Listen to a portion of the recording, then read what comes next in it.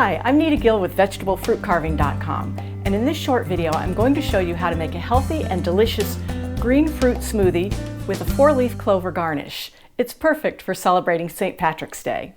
But first I'd like you to be aware of two things. One is that you can find lots of great ideas, photos, and recipes like this on my blog at VegetableFruitCarving.com/blog.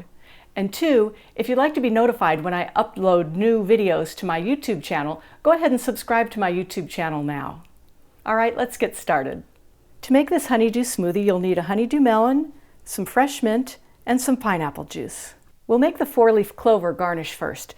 You'll need an ordinary cookie cutter in the shape of a 4-leaf clover. And what you'll do is take your honeydew and just cut some of the end off so that you're cutting a little bit deeper than just the rind. What you're aiming for is to have a space that's large enough that will fit your cookie cutter. All right? Then you want to make a slice that's going to be wide enough that it enables you to push the straw through the garnish once it's complete. So depending on the width of your straw, you might have a narrow straw, you might have a wide straw. You want to make sure that your slice is going to be wide enough to accommodate that straw. So I'll make it about like so. Just try and make that a straight cut. And once we've got that here, simply take your cookie cutter, place it in, and you've got your first 4-leaf clover. Now you can do the same thing at the other end of your melon, or even from the side of your melon. Let's go ahead and do it from the other end. First we'll just take off this small amount, and then we want to cut a slice that's thick enough to easily accommodate our straw. And we'll put our cookie cutter right through there. All right, so now we have our 2 4-leaf clovers. Now what we want to do is put our straw through the 4-leaf clover. And the reason that you want to do this now is because if you mess up, you want to be able to cut some more 4-leaf clovers. Once we have our clovers done, we'll go ahead and make the rest of the smoothie. So there you have it, the straw with the 4-leaf clover on it. It's that simple.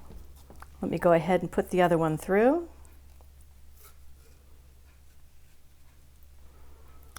See, what we're aiming to do is put it through so that the straw doesn't show through on either side. Okay? You may have noticed that there is honeydew fruit in the straw, and you can go ahead and just leave that there. When you serve it, the person drinking from the straw can simply suck the little bit of fruit out and go ahead and eat that as part of their smoothie. Now we'll make the smoothie.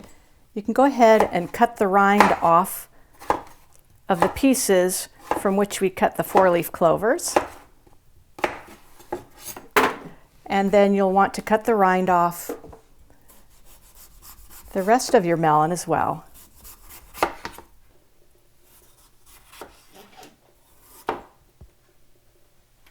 It looks like we've got a nice green juicy one.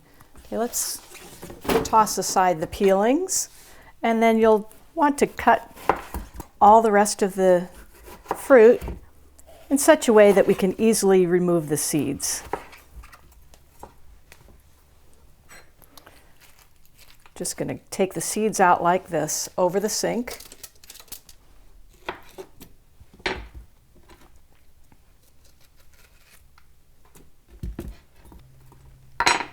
Okay, so now we have all of our pieces of honeydew. We can simply, well, let me get all these seeds out of the way first.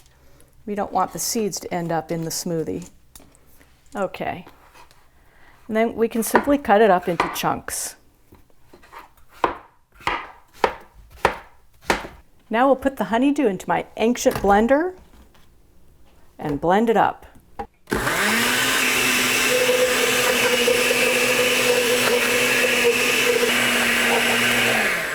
Now we'll take some mint leaves that I've already removed from the stems and add them to the smoothie.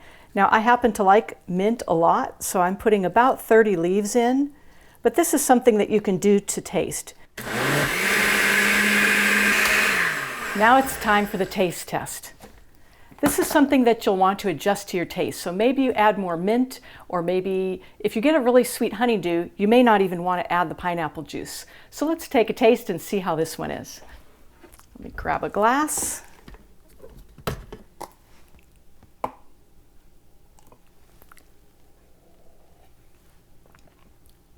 It is good. I can taste the mint. It is a nice sweet honeydew, but I think I want a little bit sweeter, but not too sweet.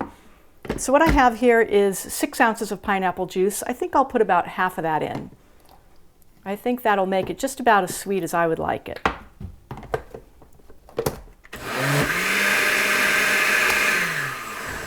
All right, let's take another test.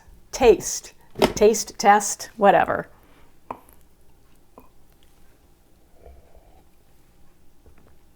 That's pretty well perfect. It tastes like the honeydew, the pineapple just added a little bit of sweetness, and I can taste that nice minty taste. So let's go ahead and pour it into some serving glasses and add our 4-leaf clover garnishes. And now we'll add our garnishes.